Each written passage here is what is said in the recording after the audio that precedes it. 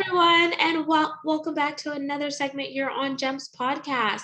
With me today is a special guest by the name of Brandon Neely, and you already know me, Miss Genesis Amaris Kemp, the founder and host of this platform. Let me tell you a little bit more about my guest, Brandon, so you know what you're in for. Brandon Neely is an entrepreneur, profit first, and bank on yourself professional, and the co-host of Wealth Wisdom Financial Podcast with his wife, Amanda Neely. They founded and manage Overflow Coffee Bar, L3C, from 2008 through 2018. Now they share their experiential knowledge through podcasting and through development personalized financial strategies for individuals and couples and profitability strategies for business. And today, Brandon and I are going to be talking about all things finance. He's going to get into how to be your own CFO and do it successfully, as well as how to run a profitable business. But without further ado, let's bring on the man behind it all, Brandon Neely. Hey, thanks for having me. I'm excited to be here, Genesis. My pleasure, Brandon. And before we dive into your subject matter expertise and your baby, the topics you love to go into depth, I definitely want to give the audience a chance to connect with you in a fun and personal way. So do you know what's next, or should I tell you? I think you have actually rapid fire or the deep dive or something like that. Yeah. I'm going to go with the one question. I could do both, or I should let you choose. I'm ready for both. Okay, since you want to do the one question, we'll do the breaking the ice. So I want you to share something crazy that you have done in your life, Brandon, or you could share something fun and interesting about yourself. And if you're feeling generous, you could combine both.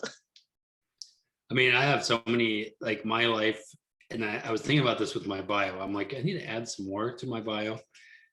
So little craziness for me is I'm a former Marine. So I was in the Marine Corps. When I graduated like high school, joined the hardest service ever because I wanted to make a difference, and I didn't watch Full Metal Jacket in advance. I should have, and I probably would have joined the Air Force. I think you had somebody on that joined the Air Force because it was easier, and I was like, man, I should have done that, but I didn't.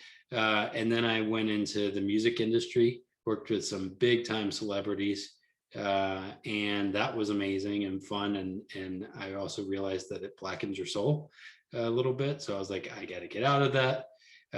And from there, started my own coffee shop business. And I really don't know how many people, like I know a few people who are coffee shop owners, but I've heard so many people say, ooh, that sounds like a great idea. I want to open up a coffee shop, and very few actually do it. So those are pretty good. And they taught me a lot of what to do, what not to do. I wish I would have went into the financial services area or learning when I was like 30 instead of, 45, but really taking what I've learned to help people like manage cash flow and actually succeed in their business, because most businesses actually fail. So that's a little bit about me. Did I answer all those questions? Was that right? Yeah, super cool. So I thought you transitioning from the Marine to music, that is different and interesting. And then owning a coffee shop, because I think it's so cool to just kind of be in like a cool, quaint coffee shop. You meet so many people, and if you like to like meet new people and you love coffee and etc., it's like, why not? And your wife Amanda and you were in the business for 10 years. So what made y'all exit the coffee business? Yeah, so a couple things that I've learned in doing this. Sorry. Pause for a second. My bad. I thought I was on mute.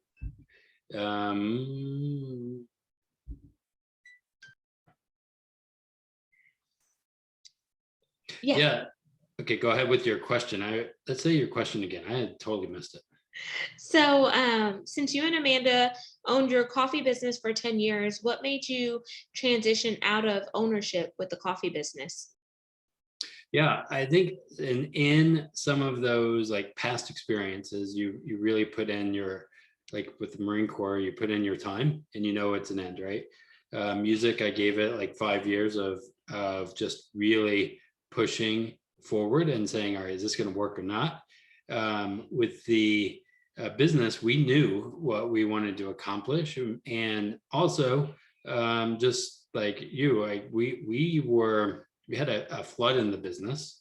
Literally, the roof was off of the coffee shop for a little while, like, and there was some repairs, and there was a major storm that happened, and we were called in, and we were in a co-working space, so we were just tenants, but but the store literally fell apart, like overnight. Like it was closed for a while, and it just sucked. So running in after we had left, staff had called me. I thought it was going to be like not major, but it was. And at the same time, I found out that my wife, like just after the flood happened, my wife is a couple months pregnant, and we're like, something's got to change. And we were on a year-to-year lease in the business, which is a coffee shop, brick and mortar, you want a longer lease time. And a guy kept asking me, what's your price? What's your number to sell? And I was like, one day he came and I was like, hey, what's your price? Because I was like a little fed up with the flood, and all of that, and knowing I'm having a baby, because it's illegal to have a baby behind the bar, right? You can't necessarily do that. So we said, well, we're going to sell it. And so we sold it and ended up in the financial services of all things, from business ownership of that. And it was crazy. I love that we did it. And I also realize it is a hard job, because, as you start a business, usually, especially in a brick and mortar, you're last to get paid. All the staff, everybody else, you got to do all this. And we've had some heartaches, but that's why we're in finance now. But we realized we needed to change our behavior, because also I can't have my kid eating ramen. I can do that as a starving entrepreneur, right? And doing all of that. I have different responsibilities. So that's really what led me to make the pivot. Amazing. And that's going to build up to the next question, because whenever you are a business owner, there's a lot of things that you learn becoming a business owner that other people do not teach you. And there's not necessarily a one-stop shop playbook that fits every business owner. So now the work that you're doing is helping CFOs, helping people be profitable, because sometimes when people get into business and they end up selling their business, they don't make a profit off of their business. So you need to know how to make your business scalable, how to make your business a 3 to 5 times its worth. So whenever you do sell it, you walk away with some profits and some that you could begin to diversify the money that you received in order to apply it back to something else that you want to build into. So let's talk about being a CFO. And for those of you listening in, a CFO is a chief financial officer. So how can you be your own CFO and do that successfully? Because there's a lot of moving pieces that are involved in it, and then you become involved. So it's like, have you ever heard the saying, Brandon, sometimes you go from working in your business to working on your business? Well, and a lot of times people say, oh, sales, I just need to make more money, do all of that.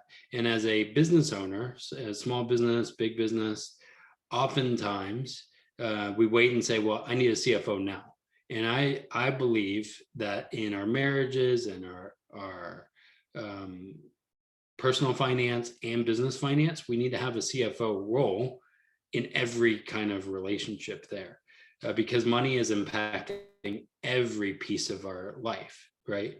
And so I talk to clients all the time. They're like, I don't know. I don't even know what my dreams are, what this is. And there's no like trajectory of where they want to accomplish what they want to do. They just say, I'm going to move forward and do this. And a lot of business owners are like, yeah, I'll just do sales, but I don't like numbers. And I like, as a business owner, if you're a business owner, you need to be comfortable with numbers, from marketing metrics to how much cash flow is going out, and are you bringing more in than going out. And that's a mark of a healthy business, is when you have more coming in, less going out, right?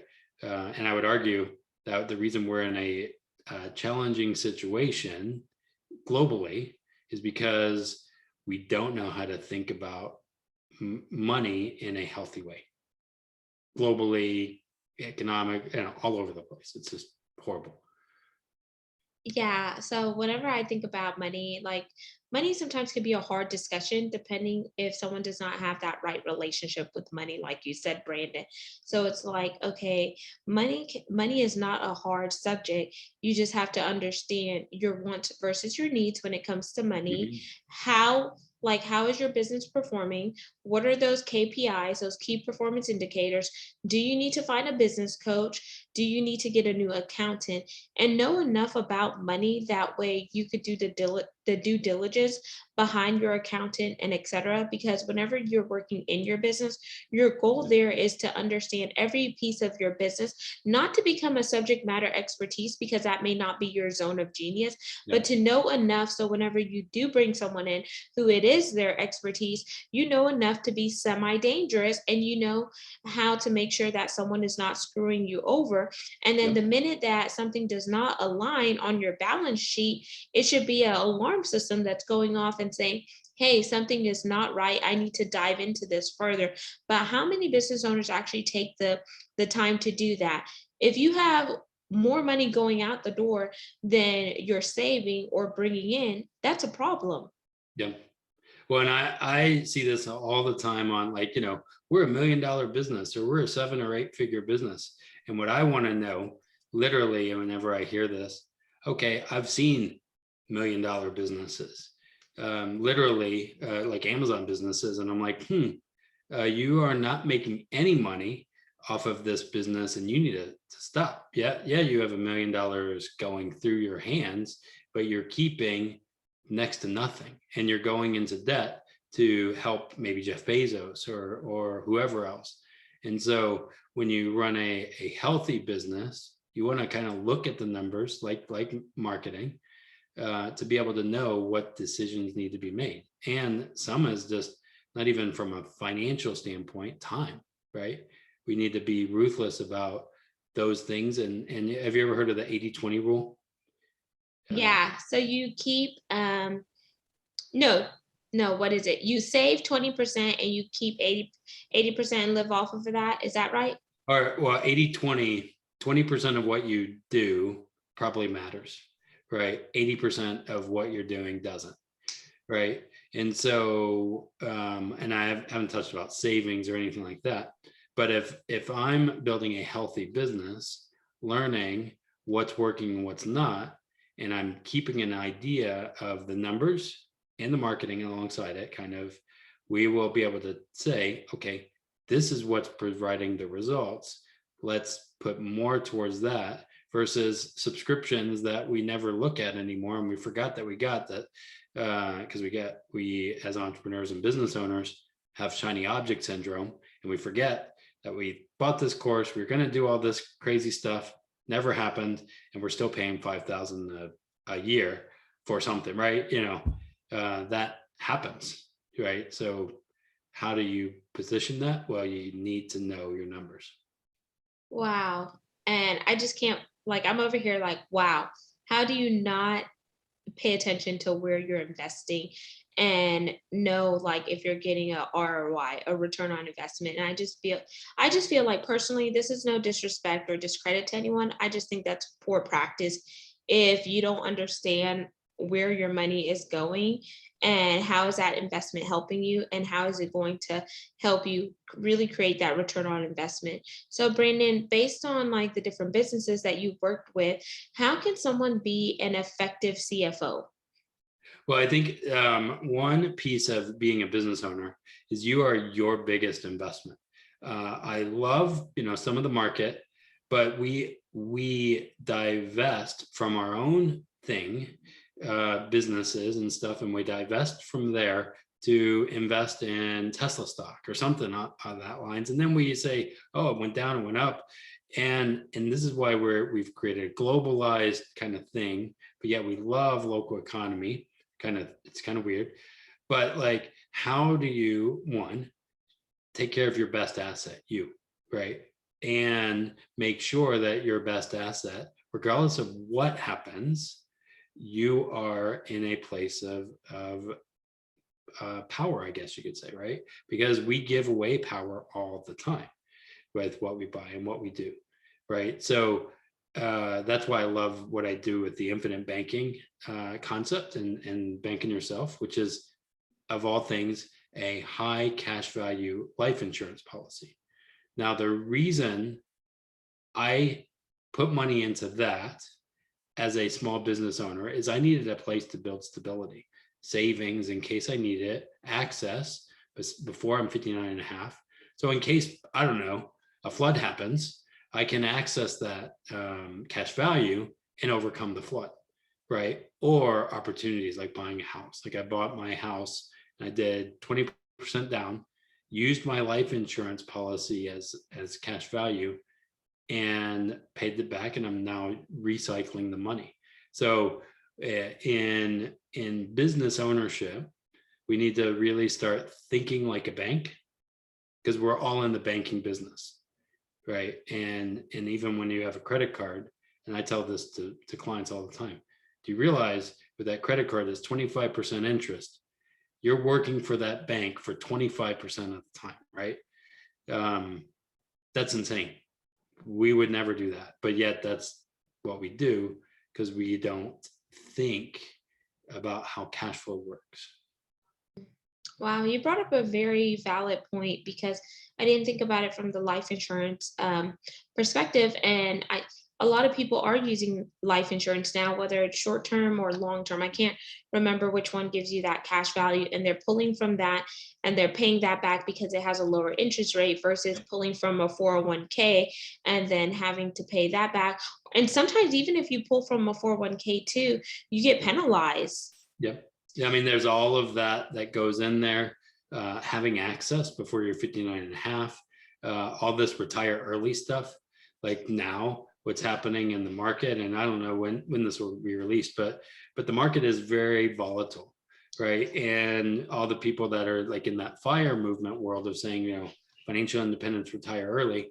Well, now the market is tanking and they're saying, well, you're just going to have to work more. I'm like, well, I don't want to have that somebody else telling me what I have to do or not. I want to be able to do what I want to do when I'm, now, right? Anyway,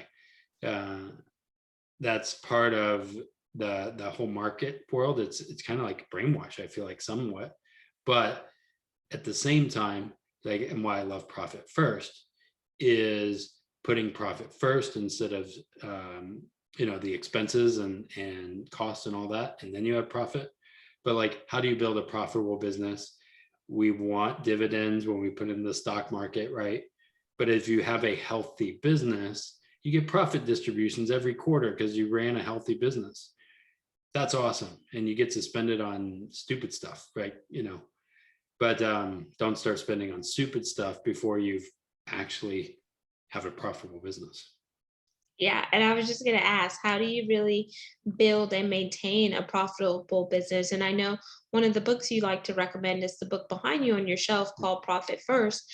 But I think more people need to know how to run a profitable business. And that goes hand in hand with how to be your own CFO. Because once you have the right relationship with the money and you have certain principles that make a steady foundation, then that would also help you drive profits and be effective with your stewardship. Would you agree?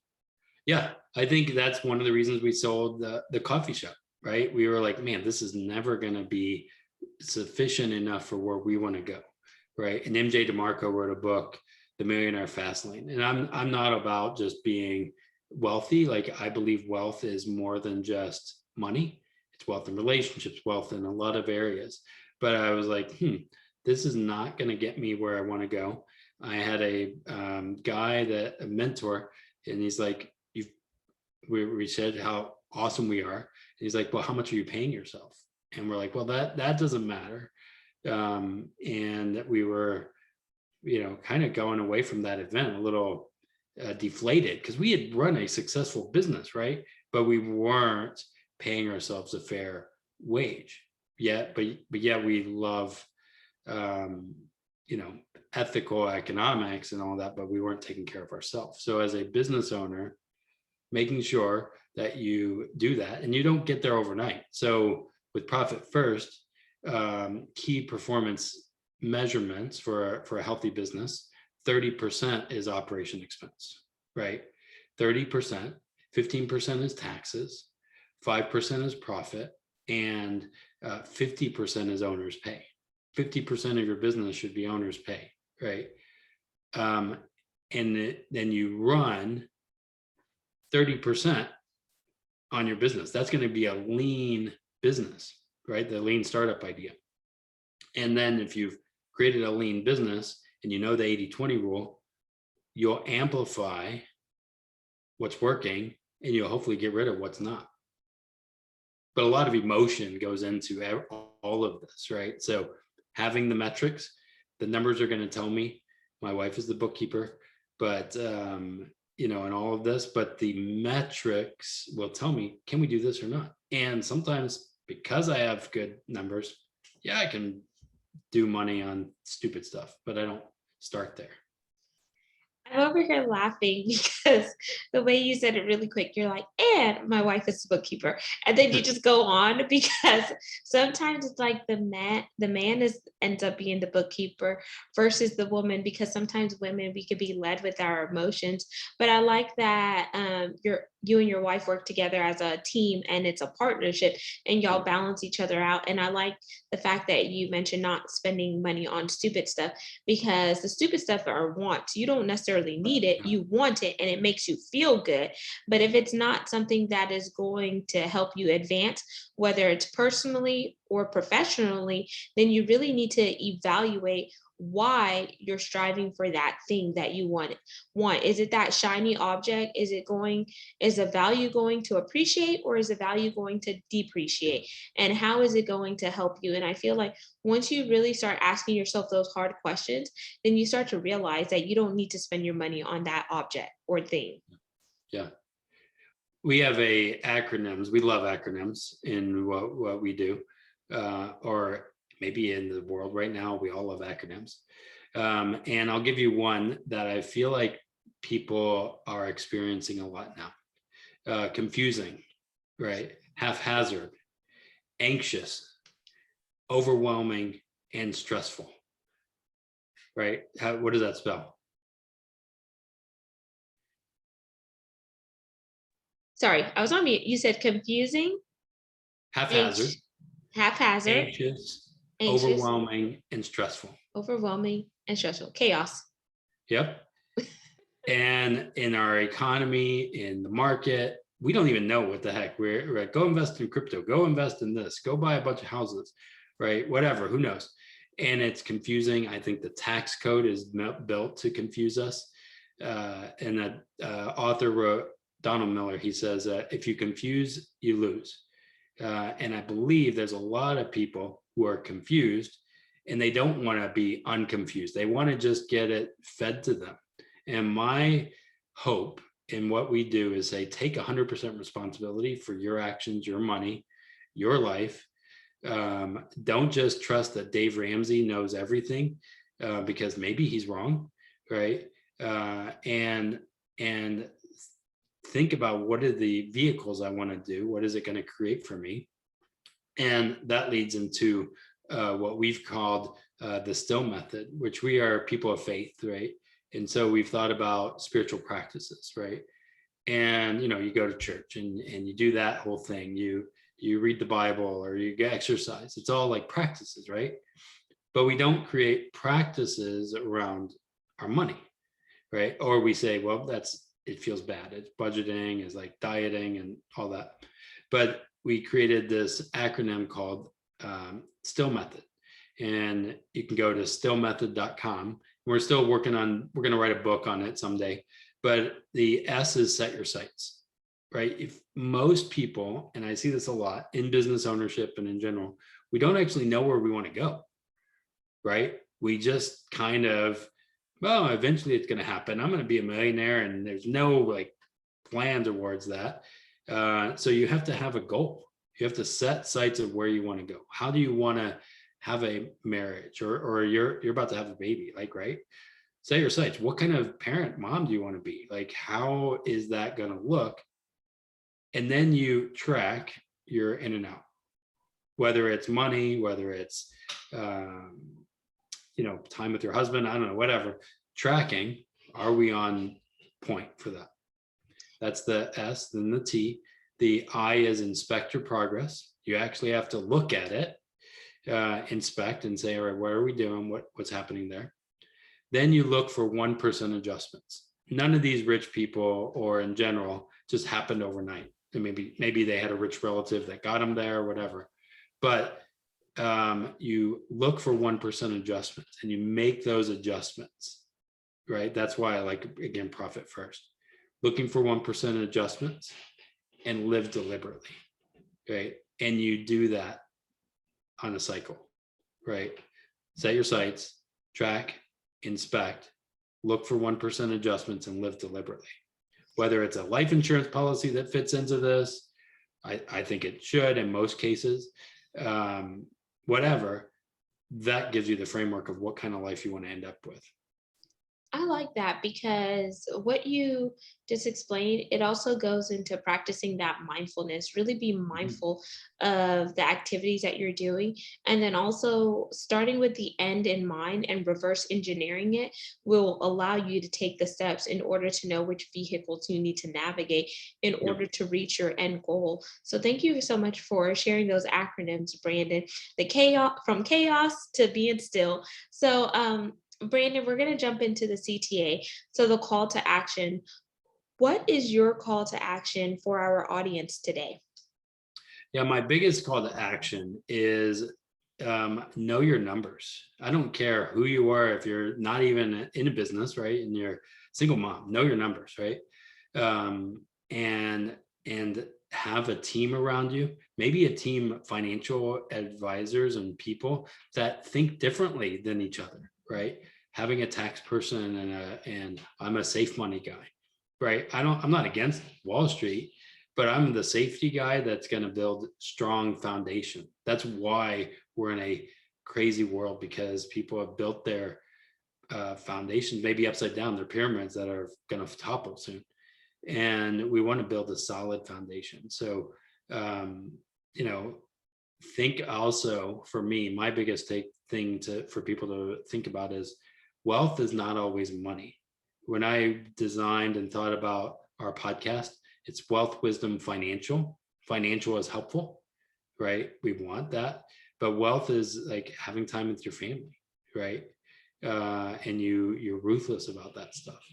And so wealth, wisdom, financial, go to the YouTube channel, download, watch stuff, and go to the Still Method, stillmethod.com to implement that. And we'll eventually have a book or something, it's all in our head. But we gotta actually do it.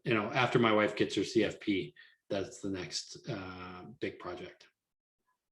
Amazing. And thank you for sharing that. So I'll have stillmethod.com in the show notes, and Wealth Wisdom Financials. I know you have a YouTube channel, so I'll also put that in the show notes. And Brandon, are y'all on any social media platforms that you would like to share? Yeah, you just look up those. If you download Still Method, you'll find the different things. We're kind of in the a transition. So Grandma's Wealth Wisdom is what our business name is, and where our socials are.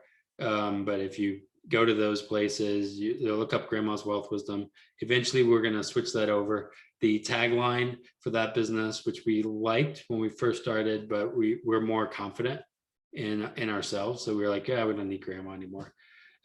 We do, but the tagline was sometimes intelligence skips a generation. They were better at savings and all of that than we are. And so that's kind of where the name came from. But look up Amanda Neely. I'm not the Guantanamo Bay guy. look me up and you'll find me, you know. Amazing. And Brandon, I want to thank you so much for just coming into the GEMS community and just sharing your knowledge and expertise with the audience.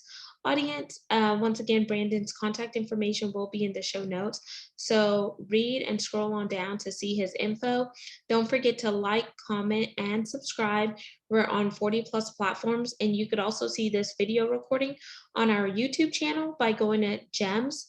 GEMS with Genesis Amaris Kemp. So until the next guest, next episode, peace, love, and lots of blessings. And thank you for tuning in and your continuous support.